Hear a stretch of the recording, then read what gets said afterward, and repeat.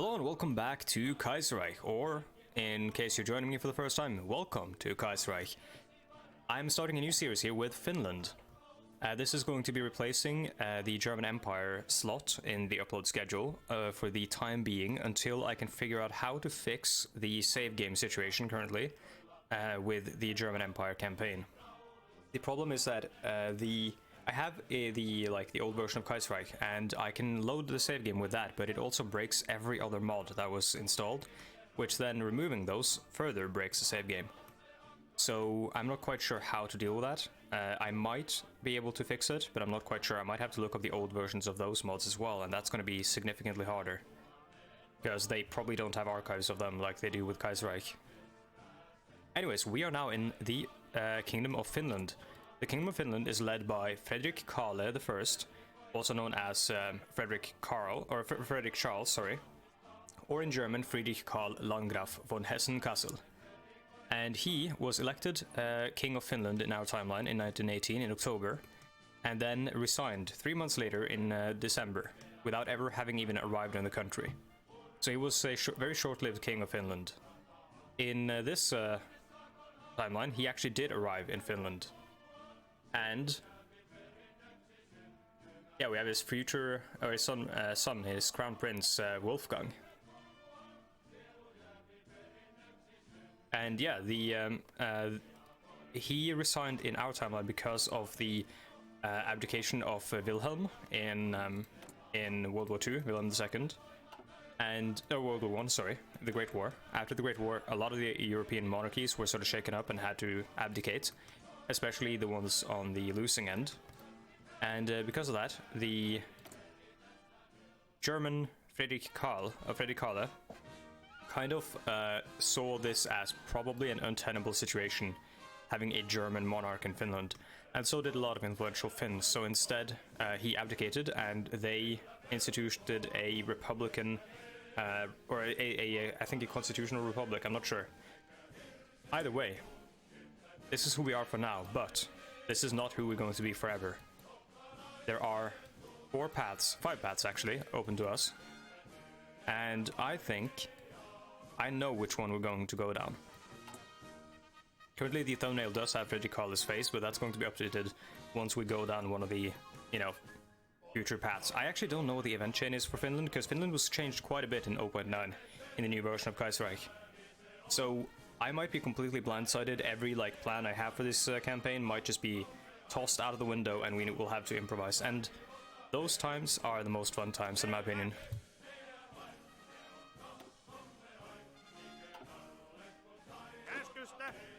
Some patriotic military marching in Finnish here.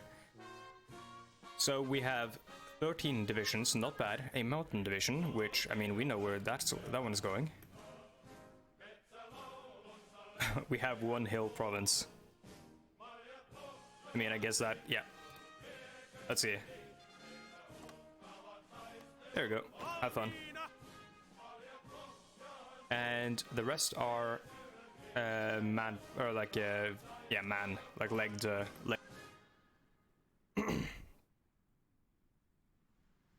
What's the difference between divisiona tykisto and divisuna? I'm pronouncing this horribly, I have no doubt. I, don't speak Finnish at all. I know the word perkele, not much else. Oh, and salmiakki and lakkipipu. But so this one is, let's see. I'll just look at our designs here.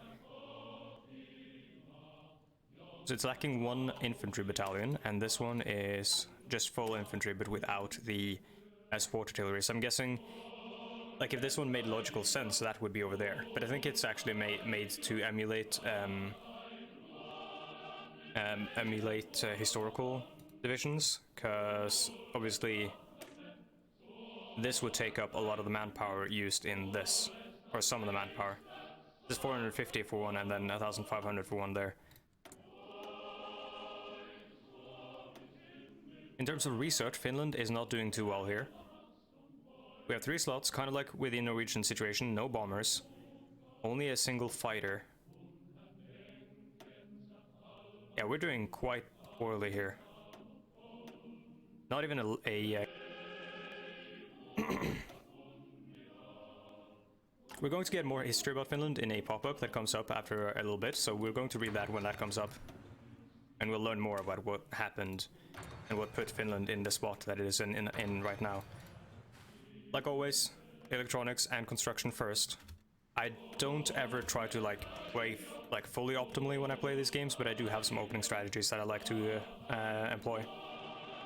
For example, I like to convert stuff into civilian factories because in doing so, it costs less production to create to convert a factory than it does to create one, and civilian factories will then compound and keep, producing more factories, which will then eventually snowball. I'm going to unpause, and hopefully we'll get that history event, but we'll talk about some of the leaders as well. And by that, I'll look at them and literally have no idea who any of them are, because I am not very well versed in Finnish history. I'm sure a lot of these people were generals or leaders of in some capacity during the Winter War, and potentially the Continuation War. You see, some of them have kind of Swedish sounding names, some of them have Finnish sounding names, and some of them have a combination. Harald Öqvist, this is very Swedish. Technically the first name there is kind of Norwegian. Meanwhile, Harry Alftan, that sounds very Norwegian. Hugo Österman, very Swedish. Oh, there we go. Yeah, and then you have Axel Aido, sounds very Finnish, very Finn. And then Aru Pajari, or Pajari. Sorry, not Pajari, that's an Indian kind of pronunciation. Pajari, I think is how you pronounce that, or Aru Pajari. Following the introduction of the Finnish Declaration of Independence by Per Svinhuvud, this guy has a great name. He was one of the regents in our timeline after Fredrik Karl abdicated. He was the first regent then, and then after that it would be Mannerheim. Well, here you go, Carl Gustav Mannerheim. Per Svinhuvud, by the way, Svinhuvud, if you're not Swedish, Norwegian, or Danish, or whatever, and know a Scandinavian language, you might not understand what that means, but I think it roughly translates to, and again, I do not speak Swedish, but it roughly translates to, I think, pig's head. His name is Per Pig's Head. So, that's cool. Independence by Per Svinhuvud's Senate on the 4th of December 1917, and the subsequent declaration of independence from the Russian Republic by Finland on the 6th of December 1917. Finnish society saw itself divided amongst two groups, the Red Guards, led by Ali Aaltonen, and the White Guards, led by Carl Gustav Emil Mannerheim. It wasn't long before a civil war broke out between Red Finland, which was composed primarily of members of the Social Democratic Party of Finland, and White Finland, composed of forces under Svinhuvud's Senate and alongside German-trained Jaeger troops. After 3 months of vicious warfare, the German-backed Whites were able to push the Reds and the People's Delegation out of Helsinki and eventually surround the retreating forces, who were subsequently forced to surrender. Out of the ashes of the Finnish Civil War rose the Kingdom of Finland, a rabidly anti-socialist nation led by Prince Frederick Charles of Hesse, or King Fredrik Kalle as he had been come to known, following his coronation as King of Finland. Despite enjoying a period of peace and protection as an unofficial German protectorate, a certain sense of political resentment has begun to develop within the Finnish populace due to the pervasiveness of Germany and German affiliated officers and companies within the Kingdom of Finland. In addition, radicals from both the left and the right have begun to slowly consolidate power after years of negligence by the King and the National Coalition. Let me butcher this one. Vaikeksien kautta Voittuun, I think. Voittuun. Vaikeksien kautta Voittuun, maybe. Who knows? I don't speak Finnish, sorry. And I'm probably making very many Finns upset. I know I have some people from Finland in my audience, so please just tear me a new asshole in the comments with your criticisms of my pronunciation and my butchering of your language. Also, if you know anything like about the stuff that I'm seeing, the stuff that I say, you know, I know nothing about this, please share in the comments. I actually really love it when people bring sort of insights and more context to what's happening in the game, because then I can read the comments and learn something, and then everyone else can also read the comments and, you know, learn the stuff that I also am ignorant about. And you get to share, obviously, what you know, which is fun.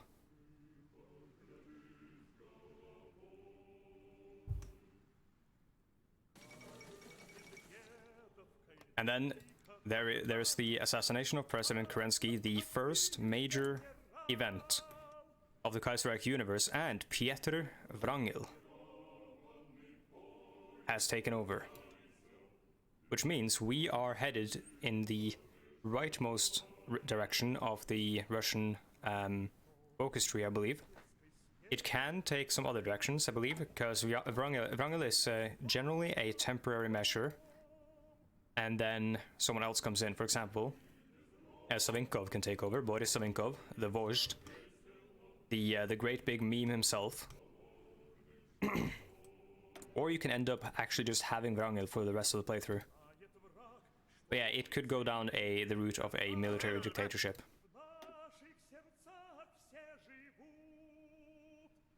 I think we're going to organize this into the first army. Considering the... yeah, we're not going to... Let's see, we're going to give it a color that is neither white nor red.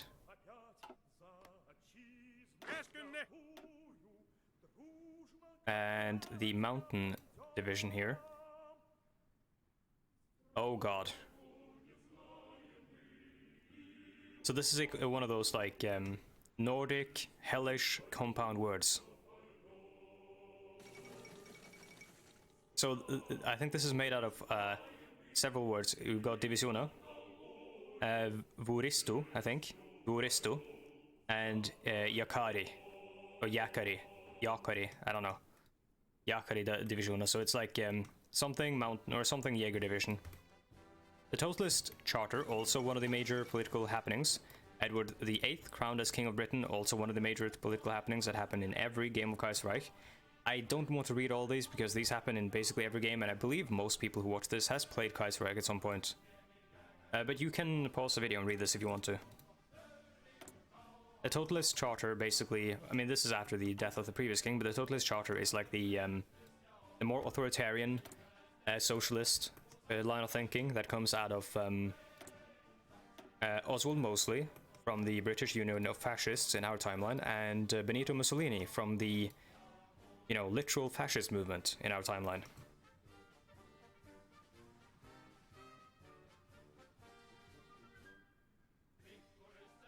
Though every movement like this has its own regional variations, I think the most comparable thing for a lot of the totalist movements in our world, if you were to like compare them in the most general base sense, I think you could compare it to Stalinism and potentially. Of course, that's going to differ from country to country, of course. Like,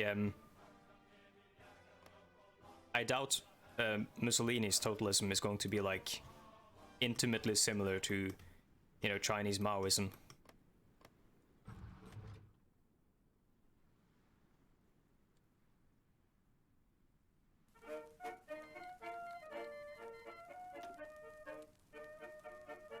Aye, Kerensky.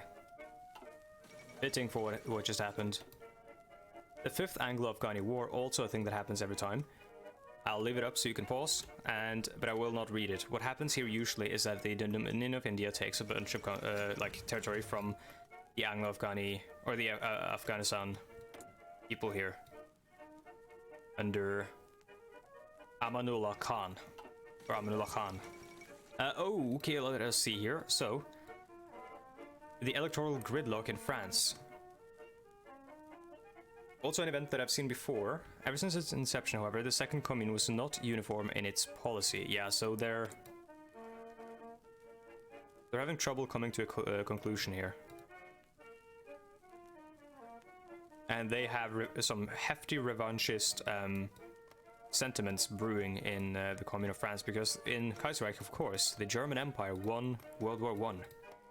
And that has led to some territorial changes here. among them.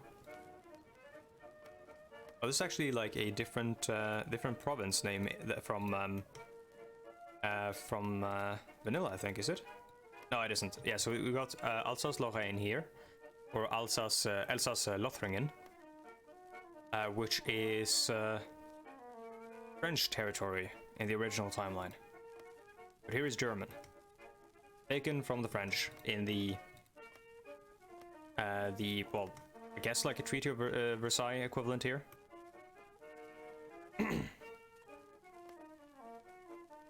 Because in the Franco-Prussian War of 1877, I believe, when it ended, the Germans forced the French to sign the peace treaty in Versailles, in the Hall of Mirrors, and then because of the humiliation there, the French then forced the Germans to sign the peace treaty in World War I in the same hall.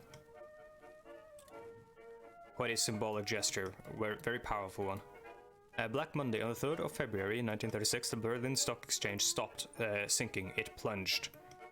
Fueled by the instability of the market panic, selling erupted as soon as the stock market opened on Monday morning. So this extreme economic crash is what basically fuels all of the crazy civil unrest that happens in the Kaiserreich universe. And Black Monday does hit Finland.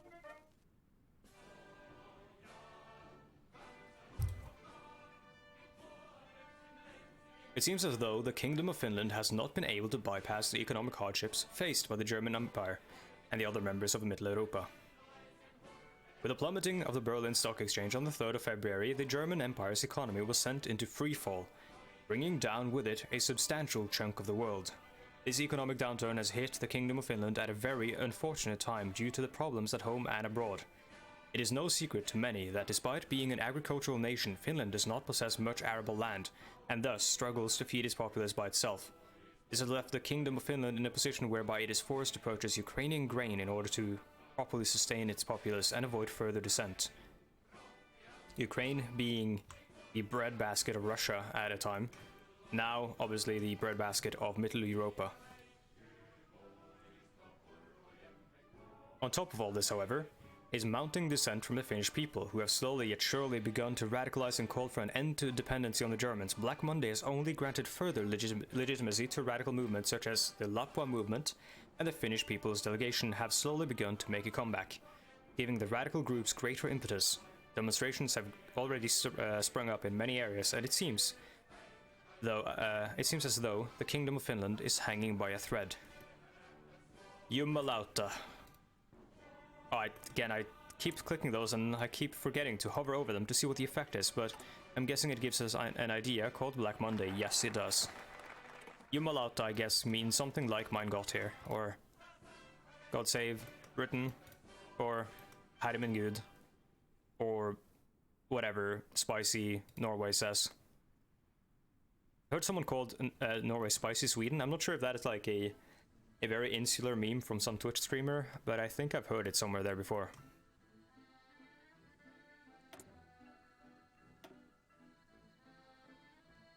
And yeah, we can't pick anything here because all of our national focuses are locked behind events at the moment, kind of like here with Russia. The same kind of design principle where Russia can't pick a national focus until Kerensky dies. And now they're doing the Oranka, the like army reform here. The death of Pius the 11th, sorry, keep messing that one up. I before X equals minus I after X equals plus. How terrible. So the Pope is dead. Which means they now have to elect a new Pope, which also can take them down aggressive or very like moderate ways or paths. Reduced Ukrainian grain imports. With the Kingdom of Ukraine's economy suffering as a result of Black Monday, they have been forced to reduce the amount of grain that they have sent to us thus far. This is most certainly unwelcome news due to the already heavy dependency on. It seems as though the Finnish people must tighten their belts, and the Finnish farmers must work harder if we are to make up for the deficit of grain. As if an economic downturn wasn't enough.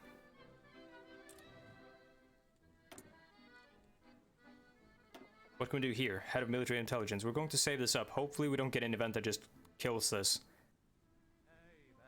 But I want to get one of the industry boys. Or we could do research speed.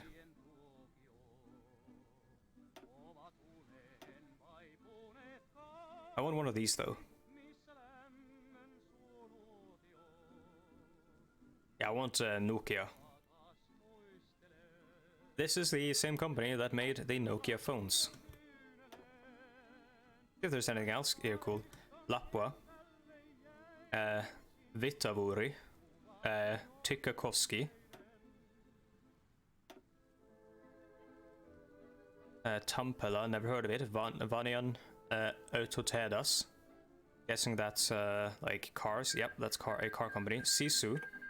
Sisu I've heard of. Sisu I think is a... I mean, it's a medium tank manufacturer here, but oh boy. The Peasant March. Aiming to undermine the national coalition and profess Finnish nationalism, the Lapua movement, breaking with their existing ties to the party, have begun a so-called Peasant March in Helsinki, of which tens of thousands of Finns have attended. Led by several prominent far-right Finnish nationalists, Kurt Martti Wallenius among them, the marchers chanted for the emancipation of the Kingdom of Finland from German oppressors. Indeed, King Fredrik Kalle has been worried by the recent uptick in anti-monarchist and ultranationalist sentiment. Ultranationalism is often a very a term applied to fascism.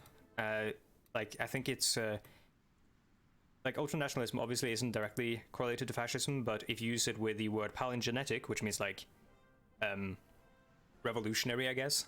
Revolutionary ultranationalism, that basically means fascism. It's a term coined by Roger Griffin in his book Fascism. I know, creative title, where he sort of outlines what fascism really is, and he tries to like come to a conclusion and tries to like separate between what is fascism and what is just, you know, different types of authoritarianism. He comes to the conclusion that in Spain, Francisco Franco was not fascist, but obviously Mussolini and Hitler were fascist. But yeah, he also like, I think Romania, he doesn't call that fascism either. It's very interesting and also way more complicated than, you know, what could be addressed in as a tangent in a video like this. But yeah, so seeing the marches as a mere opportunism and a ploy by the far right to destabilize the Kingdom of Finland as it stands, the coalition between the National Coalition and Lapua movement had already become shaky in recent years. This blatant attack against the monarchy has only served to sever the ties between the monarchists and the ultranationalists. Change in popularity of the national populism has changed here. Let's see. Oh, it's 14%.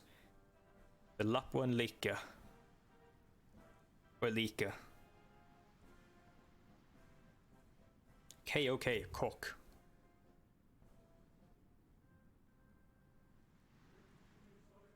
Both those parties are Kok. And there's the Mannerheim clique. Mannerheim in clique.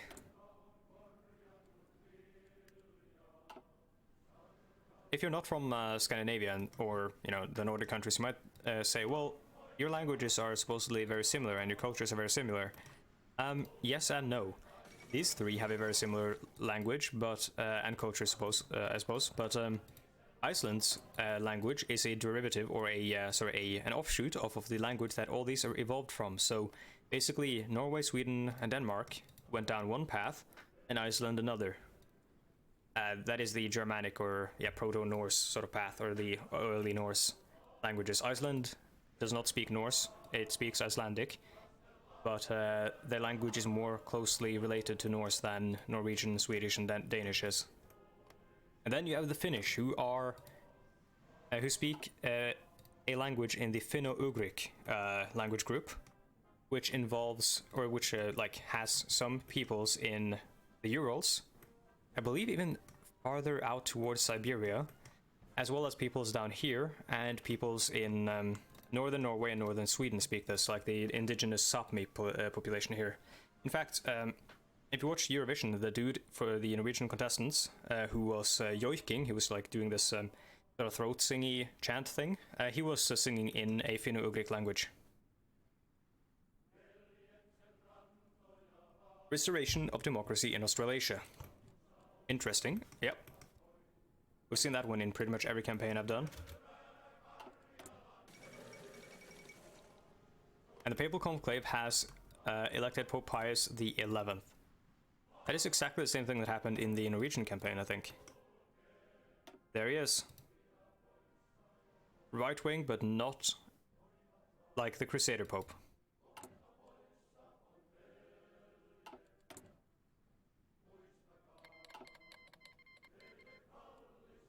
Yeah, we have lost political power. I think we're actually just going to go with this one.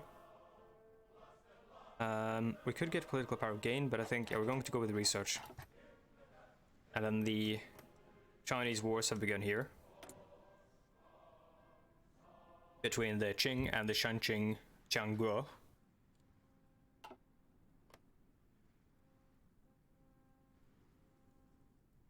Also, I don't claim to speak Chinese either, so I'll say that pretty much every time I try to pronounce something. First International Congress. So now we're going to see how the socialist or the the syndicalist movements decide to deal with the world revolution.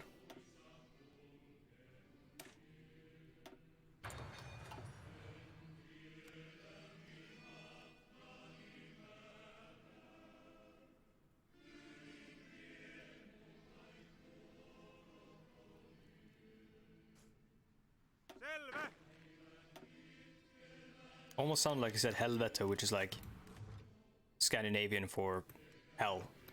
The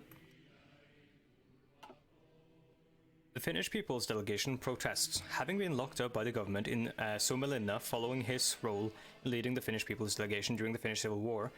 Kullervo Manner has been a controversial figure to many within the Kingdom of Finland. A substantial minority within the SDP and the socialists that have been forced underground by government wish to see Manner freed, while some of the more moderate liberals in the Kingdom of Finland oppose the conviction on the grounds of impartiality by the Supreme Treason Court. In any case, it comes as a surprise to many that the socialists who had been largely eradicated and forced underground have finally come out of hiding to protest and petition for Manners, who is still considered the de jure chairman of the Finnish People's Delegation, a release. Many of the more rabidly anti-socialist politicians have begun cursing the name of the syndicalists for sabotaging the current financial instability within the Kingdom of Finland for mere political opportunism. Good thing I chose the political power thing, or like chose the military intelligence guy, because we're losing more. We'll crush those traitors once more. Nationalism is on the rise in Finland.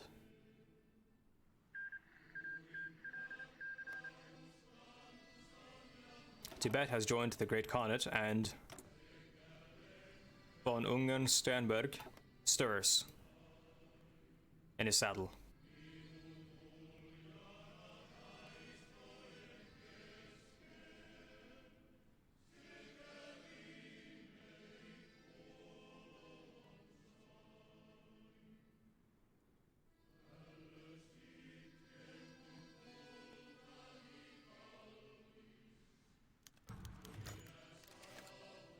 The Red Guard and the Lappo movement clash. Terrible news have arrived from Viipuril, apparently. It seems as though the Lappo movement had decided to take matters into their own hands, and following the news and resurgence of the Finnish People's Delegation, have decided to hunt down any remaining syndicalists in the hopes of rooting them out.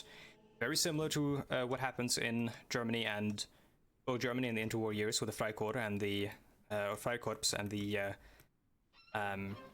communists and stuff there. With the this sort of like paramilitary right-wing and left-wing movements.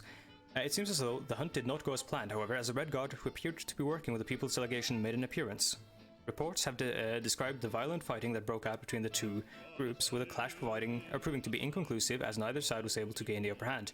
Eventually, however, the fighting died down. King Frederick Karl and the National Coalition have been very worried about the ongoing events, as they have only served to further sow the seeds of dissent within the Finnish population, while also destabilizing the Kingdom of Finland. We must bring back order at once. Oh god. By the way, we are close to the 30-minute mark, which means we are at the end of the video. If you like this video, please leave a like below. It does help, at least I'm told it does, and it does help me gauge whether, you know, this is something you want to see more.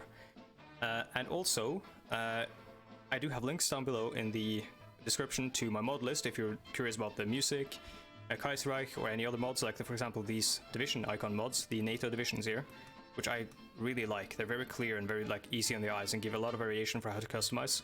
You can find all those in the mod list below, in like a pastebin link. Also, if you want to buy Hoi4 or the expansion, you can get them with the Humble Bundle affiliate link down below, and it'll actually help the channel by giving me a small cut of the money without actually costing you anything extra.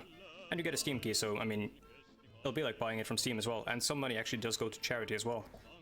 I've set the charity in the link to Wikipedia, because I'm a very big fan of what they do and think it's very important in this day and age, but you can change it to whatever you want it to be. There's also a Twitter and a Patreon down there. Follow me on Twitter if you want to stay abreast about what's happening with the channel. If a series, doesn't upload one day, I might announce why on Twitter. Especially in these like very exam-heavy times, I might be busy some days.